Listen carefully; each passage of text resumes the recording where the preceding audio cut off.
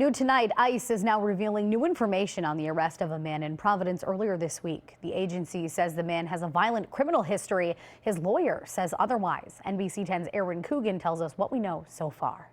Say it loud and say it clear! Say it loud and say it clear! Immigrants are welcome here! A group of Providence protesters left without answers tonight. Their demands for any updates as to the whereabouts of a Providence man taken into ICE custody unfulfilled. It's heartbreaking. It's infuriating. It should make people mad. As we first reported last night, that unidentified man's last known location was Rhode Island Hospital. After neighbors say from a slew of unidentified ICE trucks, agents emerged outside the man's Parade Street home, taking him into custody by force and tasing him to the point of unconsciousness. ICE has since gone on to say the man was uncooperative, fighting officers during the arrest. Quote, despite public outrage over the officers using a taser to subdue the individual, a statement released by ICE this morning began.